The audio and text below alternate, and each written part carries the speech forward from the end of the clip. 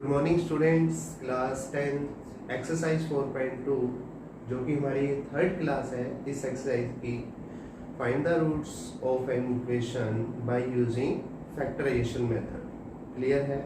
तो इस एक्सरसाइज के लास्ट के दो क्वेश्चन रह गए थे, तो वो देखो। The altitude of A right triangle is 7 centimetre less than it's base if the hypotenuse is 13 centimeter, find the other two sides. First question, एक राइट एंगल आपने ड्रॉ करनी है, राइट एंगल ट्रायंगल। यहाँ पे आपका हाइपोटेन्यूज, और hypotenuse आपको कितना दे रखा है 30, और एल्टीट्यूड जो है राइट ट्रायंगल का is 7 centimetre less than it's base. तो बेस को आप x एज्यूम कर लो और एल्टीट्यूड उससे 7 कम है, तो x माइनस 7 क्लियर है। Centimetre centimetre centimetre. Let the base of an triangle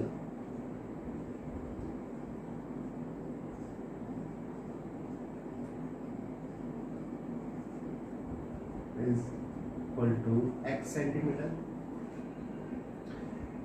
Altitude of an triangle is x minus 7 clear है। हाइपोटेन्यूज आपको 13 दे रखा है, तो using Pythagoras theorem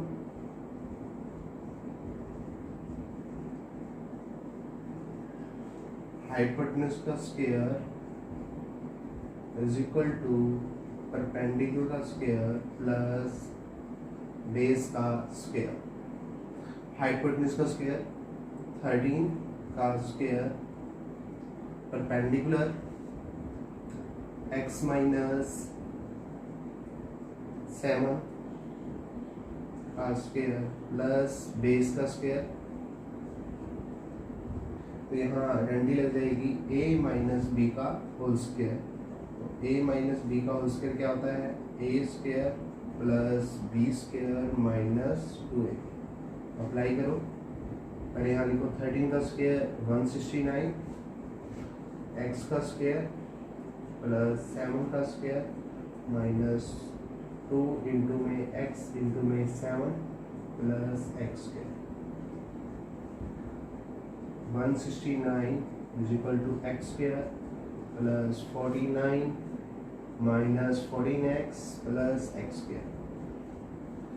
169 is equal to 2x square minus 14x plus 49। इसको आप उधर ले लो, इधर 0 हो गया। 2x square minus 14x plus 49 minus 169 clear है। अब इस इक्वेशन को सॉल्व करो using factorization method. 2x square minus 14x 169, और ये 49 पॉजिटिव है, तो वैल्यू आ गई 120 क्लियर है, इज इक्वल टू 0। ये सब में 2 कॉमन आ रहा है। x square minus 7x minus 60 equal to 0। x square minus 7x minus 60 equal to 0 by 2 0। x square minus 7x minus 60 equal to 0। Coefficient of x square 1, तो 1 को आप 60 से मल्टीप्लाई करोगे तो क्या आएगा 60, और माइनस 7 को स्प्लिट करना है नेगेटिव, ये पॉजिटिव आ रहा है तो यहाँ नेगेटिव लिखोगे क्लियर है। तो ऐसी दो वैल्यू ढूंढनी है आपने, दोनों ही क्या होनी चाहिए, सॉरी 60 जो है वो माइनस का है, तो माइनस 60, तो रिजल्ट अब क्या आएगा नेगेटिव, तो यहाँ पॉजिटिव का सिंबल आएगा। अब क्या वैल्यू लोगे, माइनस के 12 प्लस के 5, ऐड करने पर क्या आ रहा है -7 और प्रोडक्ट करने पर -60। क्लियर है? तो x square -12x plus 5x -60 equal to 0। x common ले लो, x -12 प्लस 5 कॉमन लो, x -12 इक्वल टू 0। क्लियर है? तो x -12 कॉमन लो, x plus 5 equal to 0, x -12 equal to 0, x plus 5 equal to 0।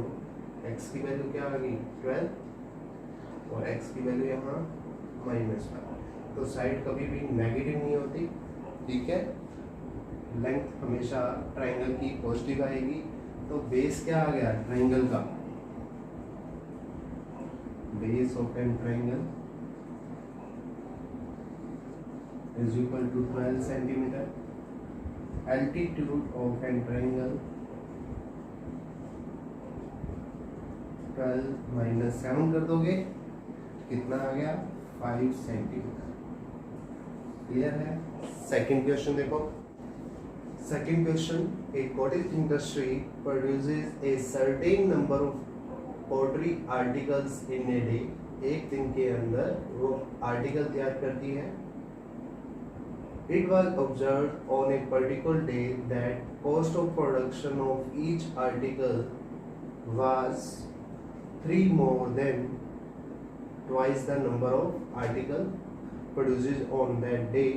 If the total cost of an production on that day was 90 rupees, find the number of articles produced and the cost of each article. So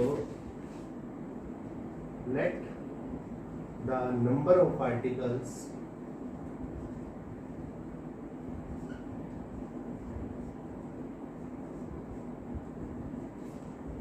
x, clear है? cost of each article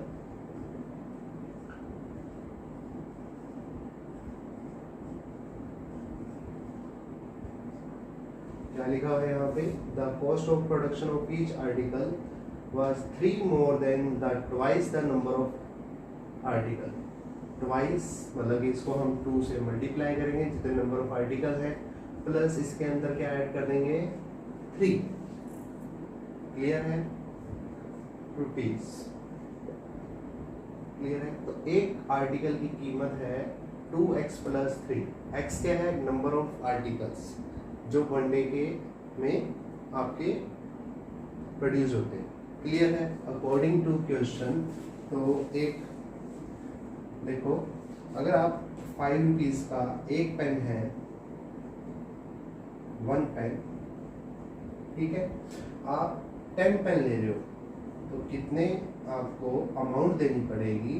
तो एक pen की price है 5 rupees, तो 5 multiply जितने number of आप pen ले रहे हो, ठीक है? तो 5 इंटू में 10 कितना हो गया 50। According to question, total cost of an production on that day was 90 rupees. तो मेरे को ये वैल्यू दे रखी है। तो 5 क्या है आपका? 1 पेन का प्राइस है और आप 10 पेन ले रहे हो, ठीक है? तो नंबर ऑफ आर्टिकल्स है मेरे x। क्लियर है? तो एक आर्टिकल का प्राइस है 2x प्लस 3 और आप इसको इससे मल्टीप्लाई करोगे तो प्रोडक्शन कितनी आ रही हो उसी दिन की 90 रुपीज। क्लियर है? अब सोल्व करना है आपने। x को 2x से करोगे तो 2x square plus 3x equal to 90, 2x square plus 3x minus 90 equal to 0। तो कोएफिशिएंट ऑफ x स्क्वायर है आपके पास 2 और ये है माइनस 90।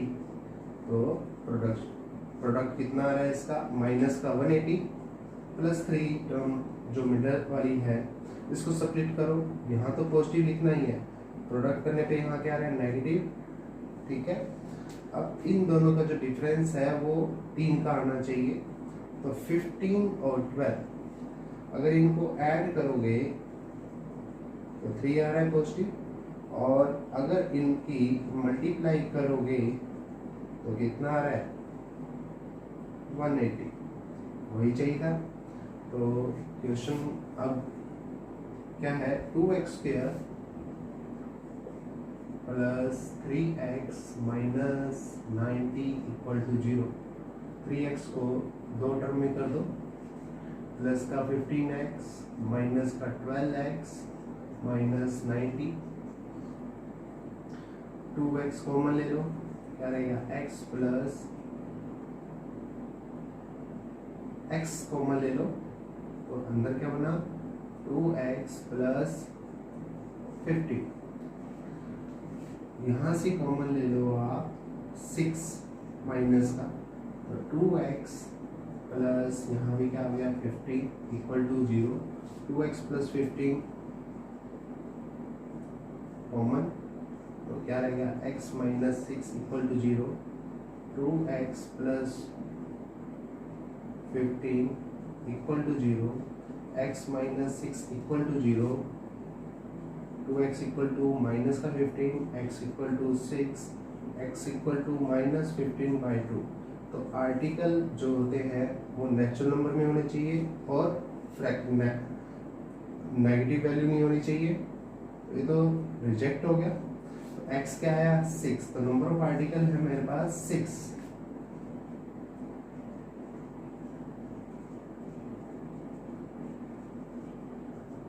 ठीक है, तो cost of each article is 2x plus 3, x की वैल्यू पुट कर दो 6 प्लस 3 12 प्लस 3 तो 50। क्लियर है, 15 रुपीज। क्लियर है, तो एक्सरसाइज आपकी 4.2 कंप्लीट हो चुकी है। कल हम करेंगे एक्सरसाइज 4.3। क्लियर है।